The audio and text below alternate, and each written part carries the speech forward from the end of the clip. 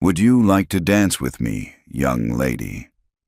The question landed in the dead-silent lobby of Lockwood Industries with the force of a thrown stone. It was all wrong. The voice was too gentle for a place built on sharp edges and cold transactions. The words were a language no one spoke here. In this glass and steel canyon, you didn't ask to dance. You asked for quarterly reports and market projections. Lyra Lockwood's head snapped up. Her eyes, usually lost in the middle distance, focused on the man kneeling in front of her wheelchair. He wore a gray janitor's uniform, faded at the knees.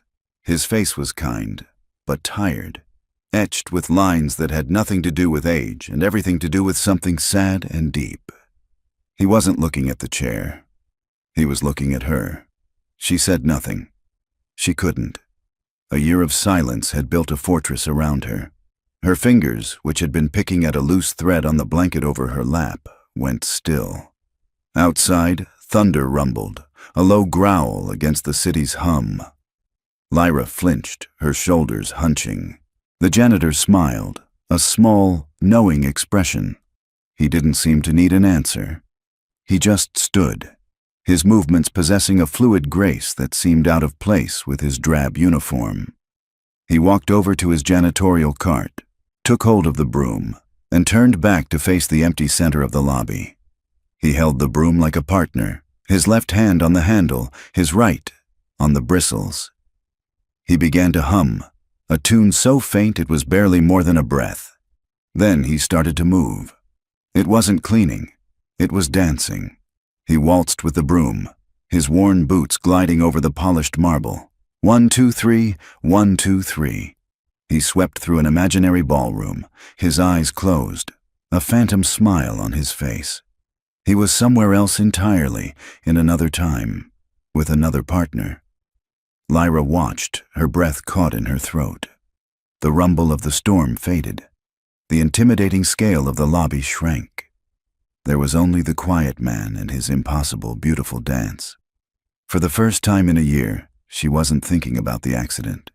She wasn't thinking about the chair. She wasn't thinking about her father, who had looked at her with pity and then walked away. Forever. She was watching a secret performance, meant only for her. The man spun to a final, graceful stop, bowing to his wooden partner. He leaned the broom against a pillar and walked back to her. He gestured to the open floor. "Your turn." He moved behind her chair. She felt herself tense up, expecting the rough, efficient shove she got from nurses and assistants. But his touch was different. It was light, confident, the touch of a dancer. "No need to stand to dance," he whispered, his voice close to her ear. "Just feel the music." He pushed off, and Lyra flew. He didn't just push her in a straight line. He guided the chair in long, sweeping curves, turning and spinning her in a gentle, controlled momentum. He was leading her in a waltz. Her hair lifted from her shoulders. The sterile air of the lobby rushed past her cheeks, and a sound erupted from her chest, something rusty and unfamiliar. Laughter. It was a pure, bubbling, unstoppable sound. A sound of release. A sound of joy. It bounced off the cold marble walls, filling the space with a life it had never known. "What in God's name do you think you're doing?" The voice cut through the air like a razor blade. The dance stopped. The laughter died. Geneva Lockwood stood by the main entrance, her knuckles white on the handle of her leather briefcase. Rain slicked her black trench coat. Her face, usually a mask of calm, formidable control, was twisted with a fury so cold it burned. Her eyes darted from the janitor's uniform to her daughter's face. A face that was, for one shocking moment, alight with a joy she hadn't seen since before the world had broken. The sight of that joy, created by this nobody, this janitor, was a personal insult. It was a glaring spotlight on her own year of failure. "Mom," Lyra whispered, the light in her eyes already fading. "We were dancing." "Quiet, Lyra," Geneva commanded, her voice dangerously low. She marched toward them, her heels clicking in angry rhythm on the floor. She pointed a trembling finger at Penn. "You, step away from my daughter, now." Penn slowly removed his hands from the chair handles and took a step back, his own expression calm. "My apologies, ma'am. I was just trying to—" "I know exactly what you were trying to do," she cut him off. "You were trying to get yourself fired, and you have succeeded. Collect your things. You have 5 minutes to be out of this building before I call security." "He made me laugh, Mom," Lyra said, her voice a tiny, desperate plea. Geneva flinched as if struck. She looked at her daughter. She saw the flushed cheeks, the bright, pleading eyes. It was true. He had broken the spell. He had reached a part of her daughter that a fortune in medical bills and a team of world-class specialists had declared unreachable. The realization didn't soften her. It enraged her further. It was a loss of control, and Geneva Lockwood did not lose control. She took a deep breath, the CEO wrestling the furious mother back into its cage. Her voice became clipped, all business. "Forget your things," she said to Penn, her eyes like chips of ice. "Just get out." She turned her back on him, dismissing him as she would a faulty piece of equipment. But Penn didn't move. "Before I go," he said quietly, his voice carrying in the silent lobby, "you should know, your daughter isn't broken. She's just waiting for someone to ask her to dance." Geneva froze, her back still to him. The simple truth of his words, the sheer audacity of them, hung in the air. She didn't want to hear it. She didn't want him to be right. She turned around slowly, her face a battleground of conflicting emotions. The anger was still there, but now it was threaded with a desperate, terrifying flicker of hope. She looked at the man she was about to fire, this quiet janitor who saw things she couldn't, who did things she couldn't. And she made a decision. "My office," she commanded, the words sharp, decisive. "Tomorrow morning, 9 o'clock, don't be late." Without another glance, she took control of Lyra's wheelchair and propelled it toward the elevators, leaving Penn standing alone in the vast lobby, the weight of that summons settling on his shoulders like a shroud. He had either just saved his job, or he had made the biggest mistake of his life. He wasn't sure which. The elevator ride to the 80th floor felt like a journey to another planet. The air grew thinner, the silence more profound. When the doors opened, they did so without a sound, revealing a reception area that was more art gallery than office. A single, severe-looking woman sat behind a white desk, her eyes flicking over Penn's gray uniform with dismissive precision. She didn't ask his name. "Ms. Lockwood is expecting you," she said, her voice as sterile as the surroundings. She gestured toward a set of massive frosted glass doors. Penn nodded and walked toward them. With every step on the plush, sound-eating carpet, he felt the weight of the world he was entering. This was a place of immense power, designed to make a man like him feel like an insect. He thought of Anna and Lily, of the laughter that used to fill their tiny apartment, and he straightened his back. He had faced worse than an angry CEO. The office was exactly as he'd imagined, only colder, a vast expanse of white and chrome, with a window that owned the sky. Geneva Lockwood stood with her back to him, staring out at the city below.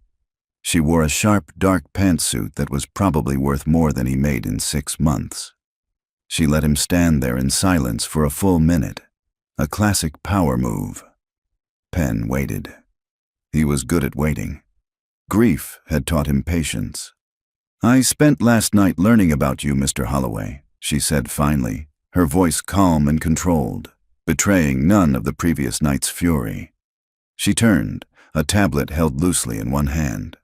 "Penn Holloway, a name that used to be in the paper for winning choreography awards, not for mopping floors. You and your wife, Anna. You were brilliant by all accounts. A golden couple of the dance world." She paused, her eyes narrowing as she searched his face for a reaction. "Then a fire, 6 years ago. Your home, your wife, your daughter, Lily." She said their names like they were facts in a report, weapons to be used. Penn's jaw clenched, a muscle twitching just below his ear. He said nothing, He just breathed. You walked away from it all, she continued, pressing her advantage. No interviews, no public appearances. You fell off the face of the earth and landed in my basement with a mop. So I have to ask myself why. Is this penance? Are you trying to punish yourself? Or did you see my daughter, a broken little girl, and think you could find some kind of redemption by playing the hero? The words were designed to hurt, to peel back his skin and see what lay beneath. But Penn had lived with his pain for so long. It was a part of him. Her prodding was nothing new. I saw a child who looked lonely, he repeated, his voice quiet but unshakable. The same way I was lonely. There was nothing more to it than that. Geneva's eyes flashed with frustration. She couldn't get a rise out of him. He wasn't playing the game by her rules, so she changed tactics. She put the tablet down and her tone shifted, becoming brisk and transactional.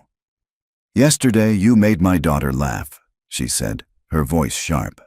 It was the first time since her father, my ex-husband, decided a child in a wheelchair was bad for his brand and walked out on us. The admission was quick, bitter, and immediately locked away again. Her doctors have given up. They talk about managing her condition, not curing it. They say her spirit is broken. She walked around her massive desk and sat in the throne-like chair. She opened a drawer, pulled out a thick company checkbook, and uncapped a pen. The scene was almost identical to his nightmare from the night before. I don't know what your trick is, and frankly, I don't care, she said, her eyes on the checkbook. But it worked. I want you to do it again. I'll pay you $20,000 a week. That's over $1 million a year. You'll no longer be a janitor. Your title is Youth Wellness Consultant. You'll have an office, a staff if you need it. Your only duty is Lyra. She wrote the check with swift, angry strokes, tore it from the book, and slid it across the miles of polished wood that separated them. Your first week's salary, in advance. Penn looked at the slip of paper. He saw the impossible number of zeros. He saw a life without worrying about rent, about bills, about the cost of groceries. He saw an escape. Then he looked at Geneva's face. He saw a woman so used to buying solutions that she had forgotten how to feel them. He saw a mother so desperate she was trying to purchase her daughter's happiness. He shook his head. No, he said softly. Geneva's perfectly manicured hand, resting near the check, twitched. I'm sorry? Her voice was dangerously quiet. I can't take your money. A flash of anger crossed her face. Are you trying to negotiate with me? Fine, 30,000, 40. Just name your price, Mr. Holloway. Everyone has one. Friendship can't be bought with money, Ms. Lockwood. The words, so simple and out of place, hung in the air-conditioned silence. Geneva stared at him, truly baffled. She could understand greed. She could understand ambition. This, she couldn't understand. It was a variable she couldn't account for. What is this, then? She demanded, suspicion hardening her voice. A moral high ground? Some sort of power play? No, ma'am. He took a step closer to the desk, and the space between them no longer felt so vast. His quiet dignity filled the room. It's a simple truth.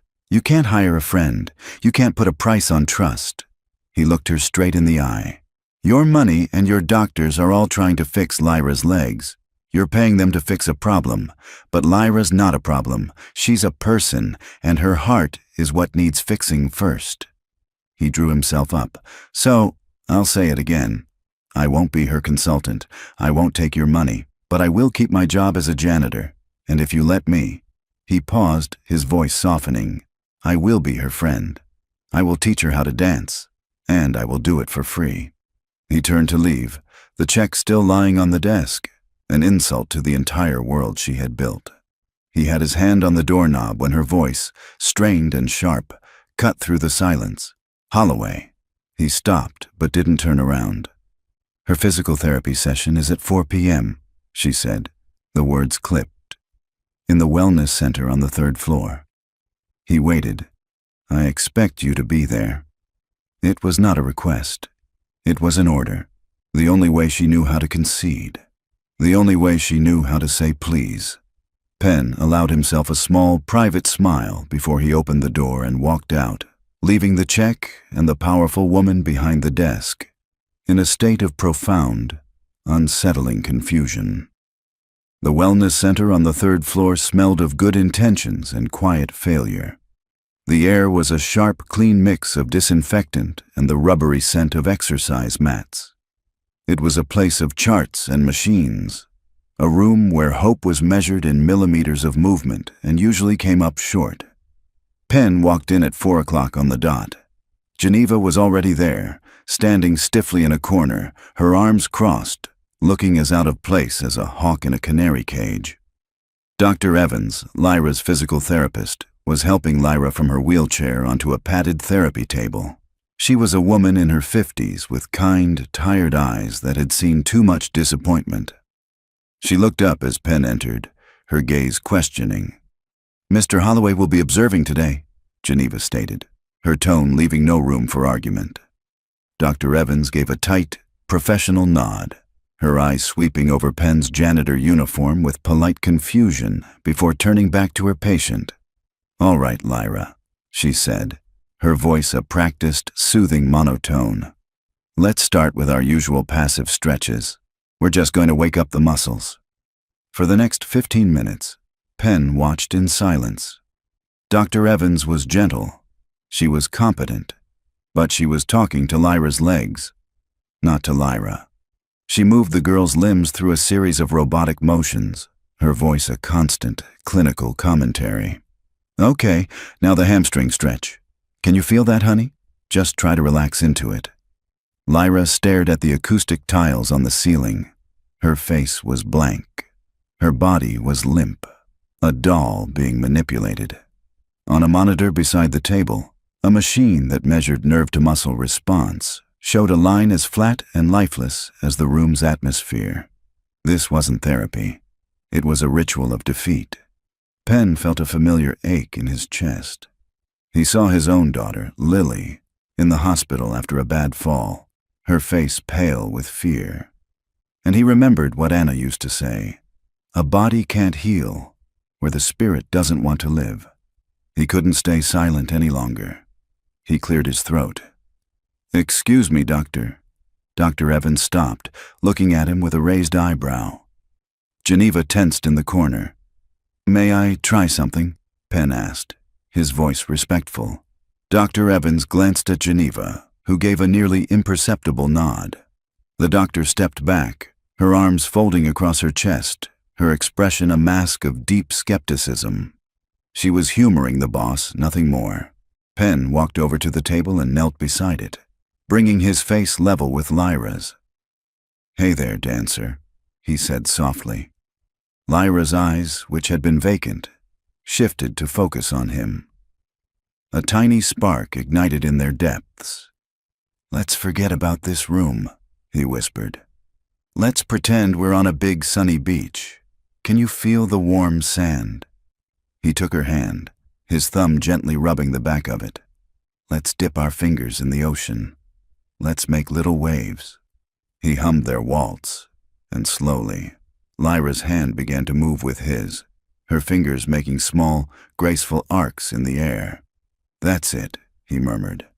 He looked up at Dr. Evans. "What exercise were you doing?" "Passive arm extensions to maintain shoulder mobility," the doctor replied, her tone dry. "Okay." Penn looked back at Lyra.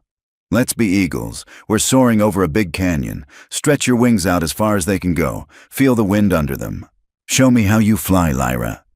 And Lyra, her eyes still locked on his, slowly, beautifully extended her arms. Dr. Evans' skeptical posture softened slightly. She took a step closer. "What's next, doctor?" Penn asked. "Gluteal activation," she said, still sounding doubtful. "We need her to consciously contract the gluteal muscles. The signals just aren't getting through." Penn nodded. "Lyra, imagine you're a great queen sitting on a huge golden throne. A queen has to sit tall and proud, right? Show me how a queen sits. Squeeze everything like you're holding the whole world together. Give me the queen squeeze." Lyra giggled, a small, delightful sound. She shifted on the table, a subtle tightening of her posture. On the monitor, the flat line trembled. It was almost nothing, but it wasn't nothing. Dr. Evans' eyes widened. Now came the part Penn had been dreading. The leg lifts. The part of the session Dr. Evans had told Geneva always ended in frustration and tears. This is where we try to get her to lift her leg, even a centimeter using the quadriceps, Dr. Evans explained, her voice low. It's never worked. Penn nodded. He leaned close to Lyra again. Okay, kid, big finale time. We're not lifting a leg. We're doing a kick, a giant Broadway kick for the final number. He grabbed a small, rolled-up towel. This is the villain, he said, placing it on her thigh. And you have to kick him all the way across the stage. He's a real mean guy. Lyra's eyes danced. She was in the story with him now. Okay, doctor, Penn said, his voice dropping to an intense stage whisper. Get ready. He looked at Lyra. The music is getting louder. The drums are rolling. Boom, boom, boom. The audience is on their feet. The spotlight is on you. It's all up to you, Lyra. Wait for that big crash of the cymbal. Wait for it. Get ready. Kick! At his final word, Lyra let out a sharp cry of pure effort. Her face was screwed up in concentration, her entire body straining, her mind not on her leg, not on the muscle, but on kicking that villain off the stage. The line on the monitor leaped. It was a jagged, beautiful, impossible spike of green light. Dr. Evans let out a gasp so loud it echoed in the quiet room. Her hand flew to her chest. Oh my God! Geneva, in the corner, took an involuntary step forward, her own hand covering her mouth, her eyes wide with disbelief. Do it again, Dr. Evans breathed, her voice trembling. You heard her, Lyra, Penn urged. The villain came back for more. He's tougher this time. You have to give it everything you've got. Ready and kick! Lyra yelled with the effort, and again, the line spiked on the monitor. Even higher this time. Tears were now openly streaming down Dr. Evans' face. She abandoned her clipboard and rushed to the side of the table, looking at Lyra's still leg, then at the monitor, then at Penn. She was looking at him as if he were a magician. How? She whispered, her professionalism completely shattered. How are you doing this? Penn just smiled, his own eyes misty. He looked at Lyra, who was staring at her own leg with a look of dazed wonder. She's not trying to fire a neuron, Penn said softly. She's trying to dance. Lyra pushed herself up on her elbows, her face glowing with sweat and a fierce, newfound pride. She looked at her mother across the room, and then at Penn. I kicked him, she said, her voice filled with awe. I kicked the villain. Yeah, you did, kid, Penn said, his voice thick with emotion. He reached out and gently squeezed her shoulder. You brought the house down. That single, miraculous kick cracked the world open. The therapy room was no longer a place of clinical measurement. It became a laboratory of joy. Dr. Evans, her tired cynicism replaced by a convert's zeal, threw out her old lesson plans. Her first question each session was now directed at Penn. All right, dancer man, she'd say, pointing to a chart of the human leg. Today's goal is activating the tibialis anterior. In English, we need her to flex her foot upwards. What have you got? Penn would tilt his head, a thoughtful smile on his face. Okay, Lyra, he'd say, kneeling by the table. Imagine you're stomping grapes to make wine, but you have to do it really, really slowly. Squeeze all the juice out. Lift your foot like you're pulling it out of the sticky grapes. Show me the grape stomp. And Lyra, giggling, would try. Her foot, which had been limp and useless for over a year, would tremble and lift, just a fraction of an inch. Every tiny movement was a victory that left the three adults in the room breathless. The real breakthrough came a week later. Penn was working on Lyra's feet, gently massaging them to encourage blood flow. It was a part of the therapy she hated, a reminder of the parts of her that felt dead. Close your eyes, kid, Penn said softly, trying to distract her. We're back on that beach. The sun is warm, and we're about to dip our toes in the ocean for the first time. It's going to be cold. Ready?" He gently took her big toe and gave it a little wiggle. "Brr, chilly," he said. Lyra gasped. It was a sharp, sudden intake of air. Her eyes flew open, wide with a look of pure shock. "What is it, honey?" Geneva asked, rushing to the side of the table. "What's wrong?" Lyra didn't look at her mother. She stared at her own foot, her face a mask of disbelief. I felt that," she whispered, her voice trembling. She looked at Pennsylvania. "Your hand. I felt you touch my toe." The room went completely still. Dr. Evans froze, her pen hovering over her chart. Geneva covered her mouth, a sob caught in her throat. Penn's heart hammered against his ribs. "This one?" he asked, his voice barely a whisper, as he gently wiggled the toe next to it. Lyra let out a shaky, laughing sob. "Yes, that one too. It tickles." Geneva collapsed into a nearby chair, all the strength gone from her legs, and cried. Not quiet, controlled tears, but huge, racking sobs of relief and gratitude that came from a place so deep inside her she'd forgotten it existed. Lyra was crying too, tears of pure, unadulterated joy. Penn just knelt there, holding Lyra's foot, his own vision blurred. He felt Anna's presence in that room so strongly, a warm hand on his shoulder, whispering, "See, this is why we dance." That night, Geneva didn't ask, she told. "We are celebrating, and I don't want to go to some stuffy restaurant with white tablecloths. I want to go somewhere real." She looked at Pennsylvania. "You pick." An hour later, they were sliding into a cracked red leather booth at Gino's, a small neighborhood pizzeria with checkered tablecloths and a jukebox in the corner. It was a place Penn and Anna used to go after long rehearsals. The air smelled of garlic, oregano, and decades of happy memories. Lyra, sitting between them, was giddy. She'd never been to a place like this. She spun the Parmesan cheese dispenser like a top and peppered Penn with questions. "Did you really come here all the time? Did they have video games? What's your favorite topping?" Geneva watched, a small, tentative smile on her face. She looked around at the families laughing, at the simple, unpretentious joy of the place. She felt like a tourist in the land of normal people. When the pizza arrived, a huge, gooey, imperfect circle, Lyra ate with gusto. In between bites, Geneva found herself talking, not as a CEO, but as a mom. "My husband, Richard," she began, the name tasting like ash in her mouth. "He loved places like this, or he pretended to. It was all part of his image, the man of the people. It was all a performance." She stared into her water glass. After the accident, the performance stopped. The man of the people couldn't be seen with a daughter who couldn't walk. He said he needed some space. A month later, his lawyer called. He was gone. Penn listened, his expression full of a quiet understanding. "I'm sorry," he said. She waved a hand, dismissing the sympathy. "Don't be. It was like a business deal that went bad. I cut my losses and moved on." But her voice trembled, betraying the lie.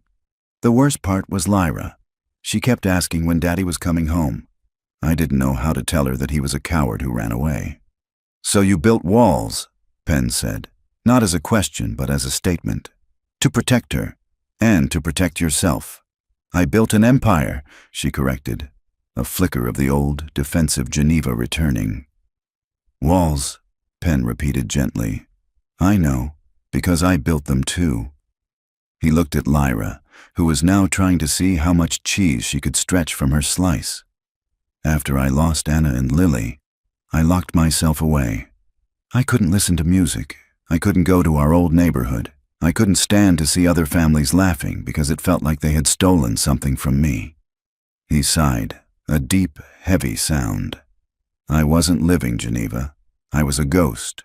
For 6 years. Just going through the motions. Mopping floors was good for that. It was rhythmic, mindless, safe." "What changed?" she whispered.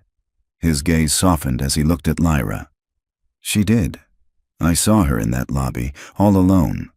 And she reminded me of Lily. Not how she looked, but how she felt. Like a little bird with a broken wing. And I had to try. I had to see if I could remember how to fix things. His voice cracked. Anna always said I could fix anything, but I couldn't fix the fire. He looked down at his hands. Helping Lyra. It feels like I'm finally honoring them. Like I'm using the love they gave me instead of just burying it. Geneva felt tears prick her eyes.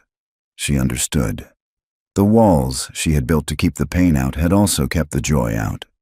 Penn had walked through those walls, not by breaking them down, but by simply showing her the door.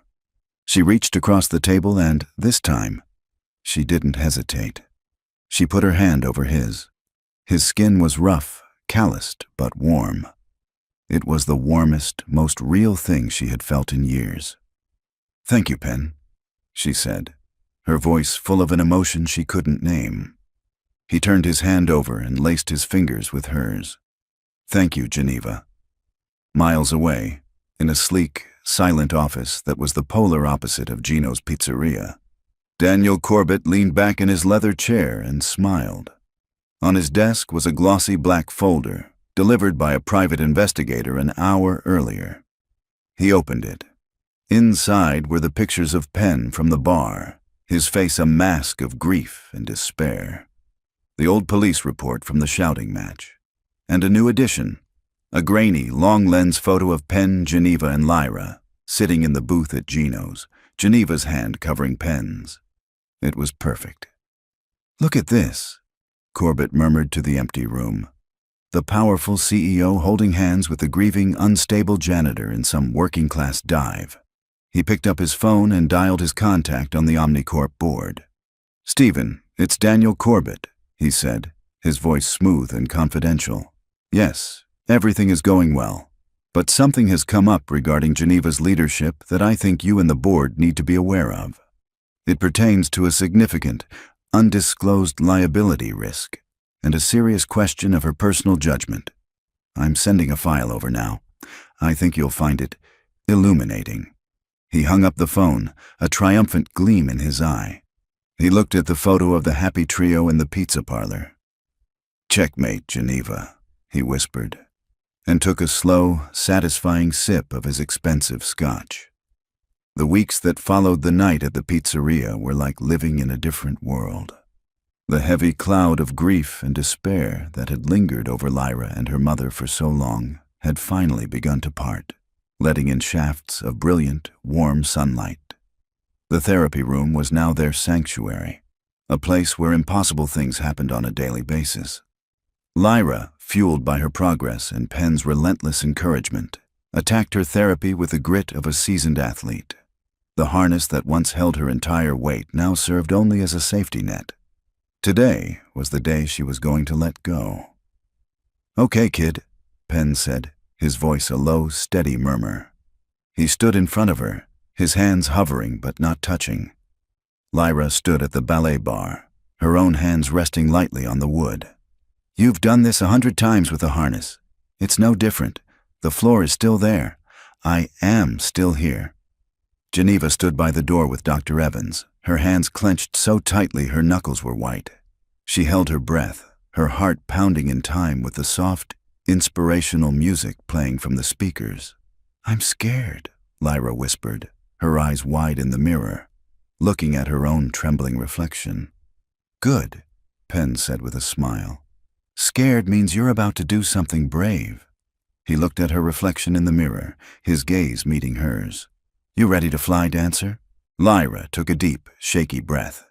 She looked at her hands on the bar. Slowly, deliberately, she lifted one hand. Then, with a gasp of effort, she lifted the other.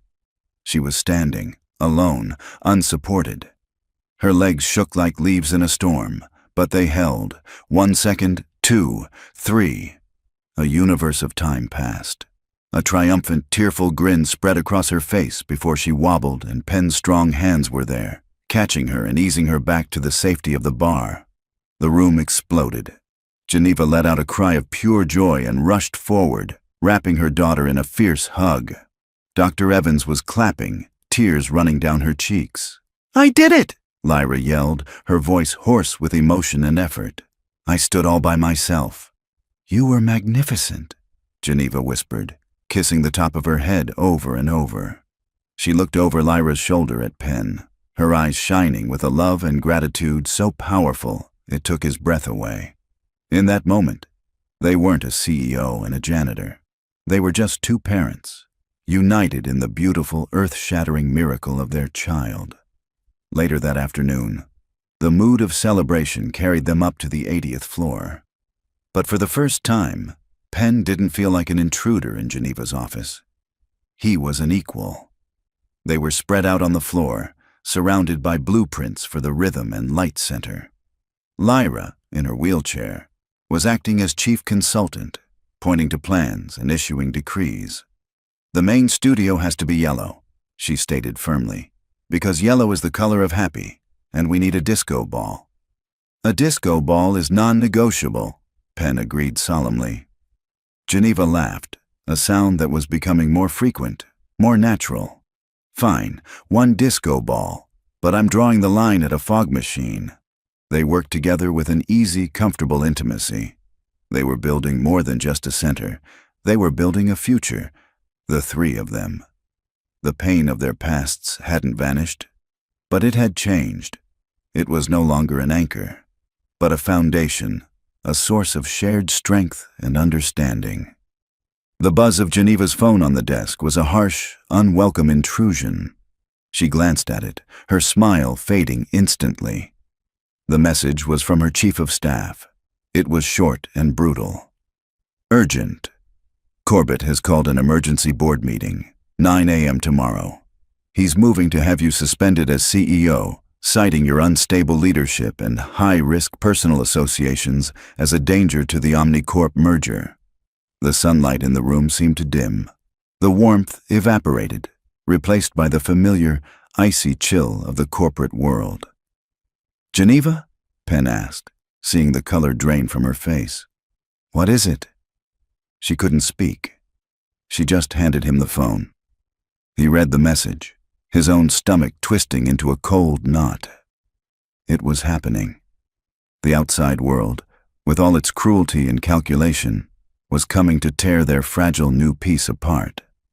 He looked at Lyra, who was happily drawing a giant disco ball on a piece of blueprint paper, oblivious to the storm that was about to break over their heads. Later that night, after Lyra was asleep, Penn found Geneva in her office. The blueprints were gone. In their place was a single black folder, Corbett's dossier. Her legal team had gotten a copy. She pushed it across the desk toward him. "They're going to destroy you, Penn," she said, her voice flat and dead. "And they're going to use you to destroy me." He opened the folder. He saw the pictures of himself in the bar, his face bloated with grief. He saw the police report from the night he'd yelled outside the dance studio. He saw the photo from Gino's, their hands clasped together, framed to look like a sordid affair. They had twisted his pain into a weapon. A wave of guilt so profound, it made him feel sick washed over him. He had done this. His past, his brokenness, he had brought it into their lives, and it was going to ruin them. "I'll fix this," he said, his voice hoarse. He stood up, his mind racing. "I'll leave. Tonight. I'll write a confession. I'll tell them I manipulated you, that I was after your money. I'll be whatever villain they need me to be. They'll have their story, and they'll leave you and Lyra alone." Geneva looked up at him, and he was shocked to see not fear in her eyes, but a blazing, righteous fury. "No," she said, her voice low and dangerous. She stood up and walked around the desk until she was standing directly in front of him. "Absolutely not. Do you hear me? But Geneva, your company, your reputation—" "My reputation?" She let out a sharp, bitter laugh. "For years, my reputation was that of a ruthless ice queen who valued profits over people. I hated that woman. You, Penn, you and Lyra, you saved me from her. I'm not going back." She reached out and gripped his arms, her fingers digging into his worn work shirt. "You taught my daughter not to be afraid of falling. You stood by her and promised you wouldn't let her go. You are not allowed to run away now. We are not running away now." Her eyes burned with a fierce loyalty that humbled him. This was the real Geneva. Not the CEO, not the Ice Queen, but a fighter, a mother, a woman who had finally found something worth more than her empire. "They want to fight, Penn," she said, her voice now a steady steel blade. "They want to talk about my fitness to lead." She smiled, a sharp, dangerous smile. "Okay, let's give them something to talk about." He looked down at her, at this incredible, strong woman who was willing to risk everything for him. For them. The guilt was replaced by a surge of fierce, protective love. He had thought he was saving her, but the truth was, they were saving each other. "Okay," he said, his own voice finding its strength. "What's the plan?" "The plan," she said, her grip on his arm softening, "is that tomorrow we walk into that boardroom together, and we dance." The boardroom on the 80th floor was a lion's den, and Geneva Lockwood was walking into it willingly. The air was thick with the scent of expensive coffee and corporate hostility. 10 board members, a jury of her peers and predators, sat around the polished mahogany table, their faces grim and unreadable. At the far end, Daniel Corbett stood beside a large screen, a smug, predatory confidence radiating from him. He tasted blood in the water. Penn walked in beside her. He wore a simple, dark suit Geneva had insisted he buy, a suit that felt like a costume. He wasn't a man of suits and boardrooms, but as he met the cold, assessing gazes of the board, he stood taller. He wasn't here as a janitor or a director. He was here as Geneva's friend. That was the only title that mattered.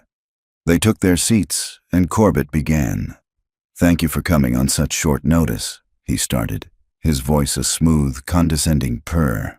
"I've called this meeting because, as we approach the finish line of the Omnicorp merger, I've become aware of a significant and undisclosed risk to this company. A risk stemming directly from the compromised judgment of our CEO." He clicked a remote. A photo flashed onto the screen. It was Penn, years ago, unshaven and haunted, sitting alone in a dark bar. "This is Penn Holloway," Corbett announced, "the night janitor. For reasons that defy logic, Ms. Lockwood has granted this man unprecedented access to her family and, by extension, her professional life. But who is he, really?" Click. The police report appeared. The words "public disturbance" and "erratic behavior" highlighted in red. Click. The photo from Gino's of Penn and Geneva's hands clasped across the table zoomed in and grainy, implying a sordid secret. "He is a man with a documented history of emotional instability," Corbett said, his voice dripping with false concern. "A man who, after a personal tragedy, has clearly been unable to cope. And this is the man our CEO has chosen as her closest confidant. She has been derelict in her duties, missing key meetings for personal reasons. She has made him the center of her world, at the expense of this company." He looked around the table, letting his poison sink in. "Can we entrust a $10 billion merger to a leader who is being manipulated by a man like this? Can we risk our shareholders' futures on such a catastrophic lapse in judgment?" He turned his gaze on Geneva. "This isn't personal, Geneva. It's a matter of fiduciary duty. The board must act. I am proposing an immediate vote to install an interim CEO, someone with a clear head, to guide us through this vulnerable period." The room was deathly quiet. The board members shifted uncomfortably, looking from the damning photos to Geneva's impassive face. Corbett had played his hand perfectly. He had presented a case built on risk, liability, and the appearance of impropriety. The holy trinity of corporate anxiety. Geneva let the silence stretch for a beat. Then, she slowly rose to her feet. Her movements were calm, deliberate. She did not look at the screen. She looked at the men and women who held her career in their hands. "Mr. Corbett is right about one thing," she said, her voice quiet but ringing with clarity. "My judgment was compromised." A murmur went through the room. Corbett's smug smile widened. For 13 months, I judged my daughter's life by the flat line on a medical monitor. I judged my own life by the rising line of our stock price. I believed that strength was the absence of emotion, and that control was the same thing as love. She took a breath. I was wrong. She turned her eyes to Corbett, and for the first time, he saw not a cornered executive, but a woman he had fundamentally underestimated. You show this board a picture of a grieving man in a bar, and you call him unstable, she said, her voice gathering power. I call him a father who lost everything and was still breathing. That's not weakness, Daniel. That is a strength you can't even comprehend. You show them a police report about a man yelling in the street, and you call him erratic. I call him a husband so full of love for his dead wife that he couldn't bear to see her name taken off a building. You see liability. I see a heart that refused to stop loving. Her voice grew stronger, filled with a passion that electrified the room. And you show them a picture of me holding this man's hand, and you try to paint it as something sordid. You want to know what it was? It was gratitude. It was me, holding the hand of the man who was giving my daughter back to me, piece by piece, when the rest of the world, myself included, had given up. She turned back to the board. You want to talk about my judgment? My judgment has never been clearer. This company's greatest asset isn't the Omnicorp deal. It's our ability to create, to innovate, to make a positive impact on the world. That is our real legacy. She pressed a button on the console. The screen behind Corbett went black. So I'm making a new judgment call. The Lockwood Foundation is being repurposed. We are dedicating our resources to building the Rhythm and Light Center, a state-of-the-art facility for children with disabilities, a place where healing is found through art and connection.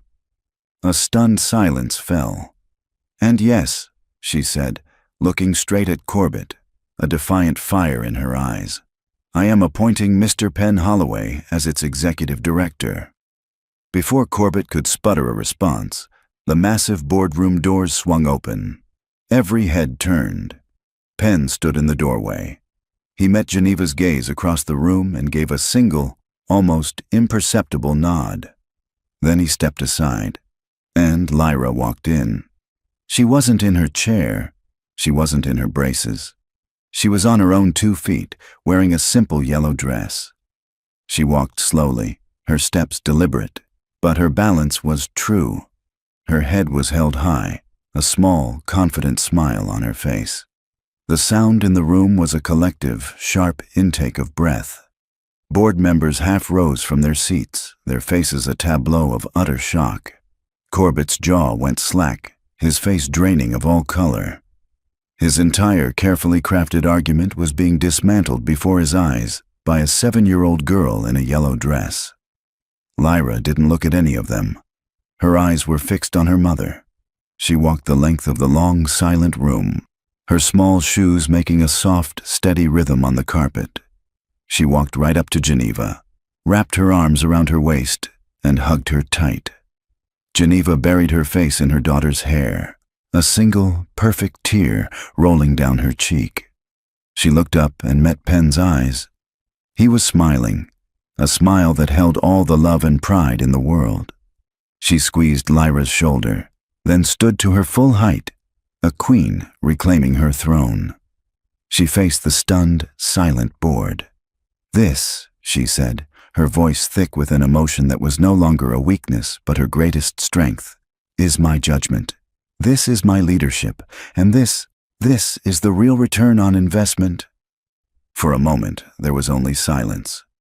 Then, one of the oldest board members, a man who had challenged Geneva on dozens of deals, pushed his chair back and began to applaud.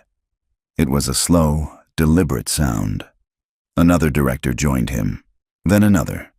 Within seconds, the entire room was on its feet, the boardroom filled with a thunderous ovation that was not for a CEO, but for a mother, for a miracle, and for the quiet man who had made it all possible. The thunderous applause in the boardroom eventually faded, replaced by a stunned, reverent silence. Daniel Corbett, a man hollowed out by his own ambition, packed his leather briefcase with trembling hands.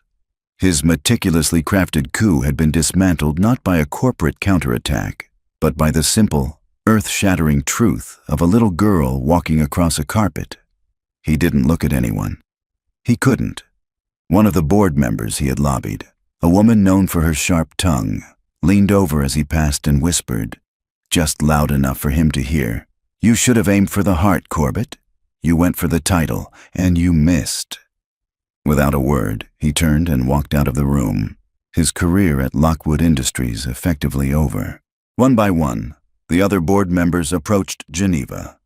The old, cynical director who had started the applause came first. He took her hand. "Lockwood," he said, his voice raspy with emotion. "For 20 years, I've watched you conquer this city with an iron fist. I never thought I'd see the day you'd conquer it with your heart. You have my full support. Build that center." They offered not just their congratulations, but their unwavering support. They saw what she had tried to tell them. The true strength of her leadership wasn't in a stock portfolio, but in the fierce, undeniable love that had just produced a miracle. As the room cleared, only 3 remained: Penn, Geneva, and Lyra, an island of quiet victory in the vast, empty room. Lyra looked up at her mother. "Did you do the brave thing, Mom?" Geneva knelt, pulling her daughter into a fierce hug, as if trying to memorize the feeling of her small, strong body against her own. "We did, sweetheart," she whispered, her voice thick with unshed tears. Over Lyra's shoulder, her eyes met Penn's. They were filled with a gratitude and affection so profound it made his heart ache. "We did it," she mouthed to him. He smiled, a slow, weary, wonderful smile. "No," he mouthed back, a certainty settling in his soul. "You did." 6 months later, the world was a different color. The Rhythm and Light Center stood not just as a building of brick and glass, but as a testament to hope. On the day before its grand opening, the center was buzzing with a joyful, chaotic energy. Volunteers were arranging flowers, technicians were testing sound systems, and a small group of the first enrolled students were getting a sneak peek. Penn moved through the halls, a set of blueprints tucked under his arm. He was no longer a ghost haunting the lobby of a skyscraper. He was the heart of this place, his quiet confidence now a beacon for the families who walked through the doors. He had found his calling not on a stage under spotlights, but here, surrounded by the sound of laughter and the scuff of determined feet on polished wood floors. Geneva was in the main studio, a glorious, sun-drenched space with yellow walls and a massive disco ball hanging from the ceiling, organizing the seating chart with her usual fierce efficiency. But the cold, corporate edge was gone, replaced by a hands-on passion. She had discovered that building a legacy was infinitely more satisfying than building an empire. Theirs was a partnership that had transcended the professional. They were a team, finishing each other's sentences, anticipating each other's needs, a deep, unspoken affection flowing between them in the shared glances and easy smiles. Yet, the final, most vulnerable words remained unsaid, a sweet, lingering tension in the air between them. On this last day of preparations, the calm was shattered by the arrival of an expensive foreign sports car that purred to a stop at the curb. Geneva, who was outside directing a delivery, froze. She recognized the car. A cold dread, a feeling she hadn't felt since the board meeting, crept up her spine. A man emerged from the driver's side. He was handsome, tan, and dressed in clothes that whispered wealth. He held a ridiculously large bouquet of white lilies, and his smile was the same charming, practiced smile that had once captured her heart and then shattered it. It was Richard, her ex-husband, Lyra's father. Penn was inside, watching through the large glass doors. He saw the car, the man, the flowers. He saw the way Geneva's posture stiffened. He saw a man who looked like he owned the world, a man who fit seamlessly into Geneva's old life. He looked down at his own hands, at the faint, ingrained grime under his nails that never truly washed away. a souvenir from years of mopping floors. He looked at Richard's expensive watch, at his polished shoes. He heard his smooth, confident voice drift in through the open door.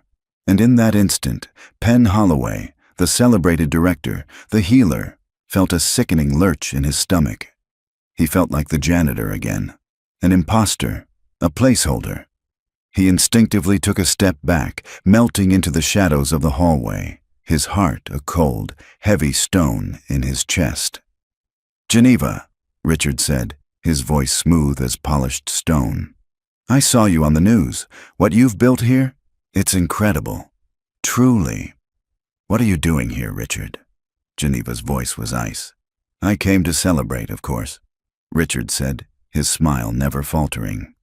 He knelt, extending the flowers toward Lyra, who had just appeared in the doorway. "And to see my little girl. I heard you were walking again, sweetie. Daddy is so proud of you."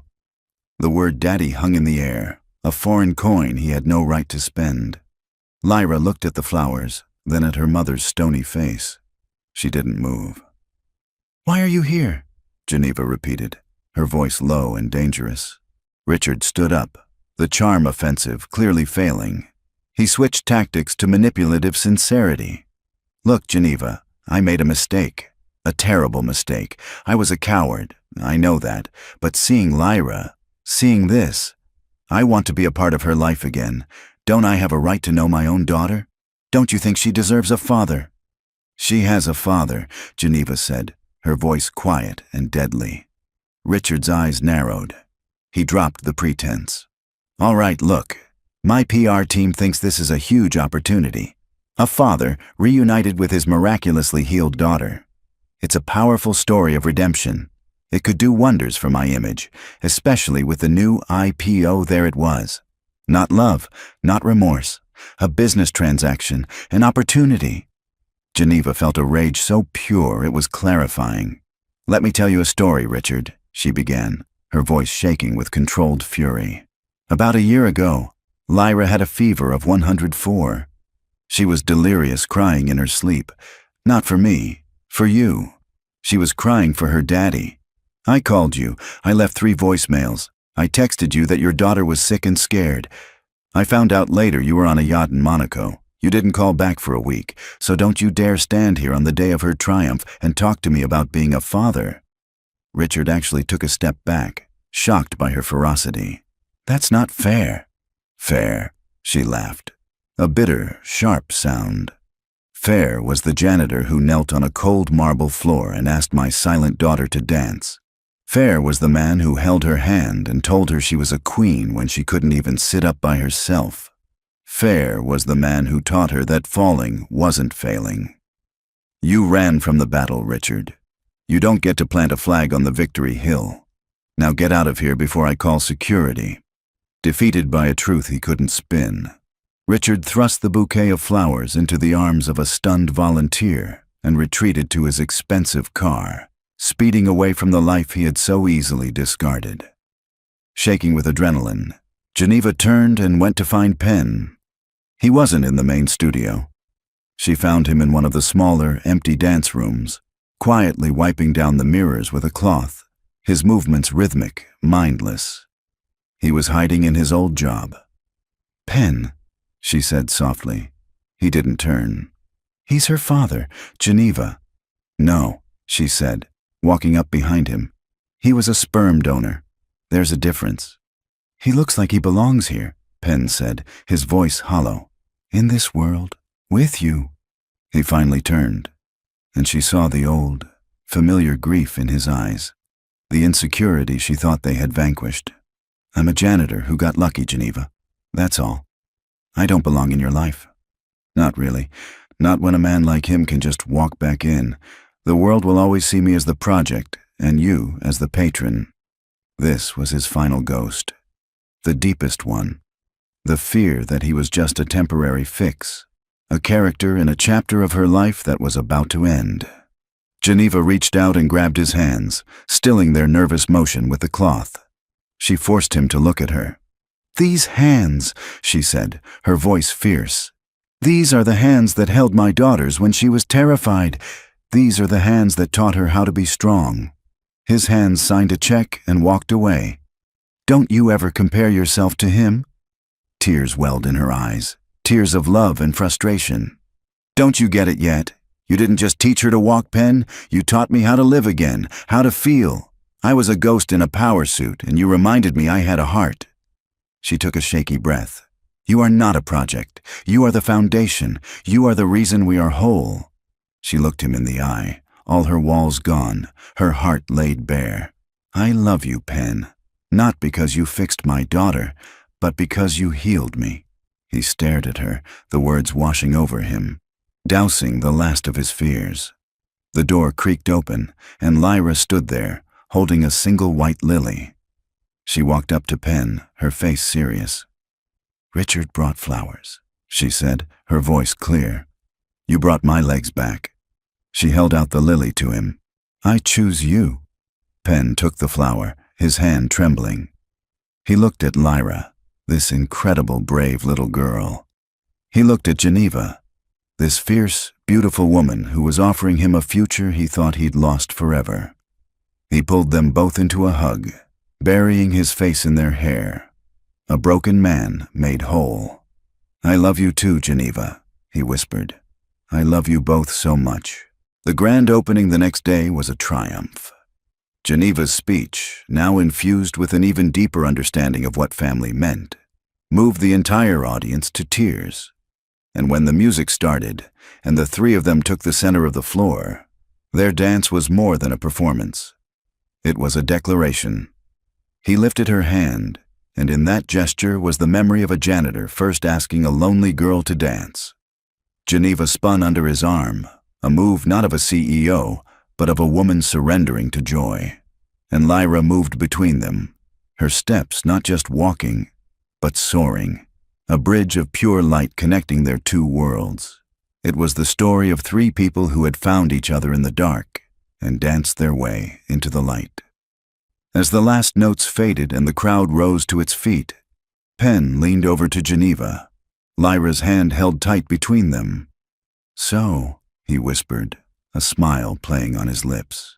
About that disco ball. I was thinking a fog machine might be nice too.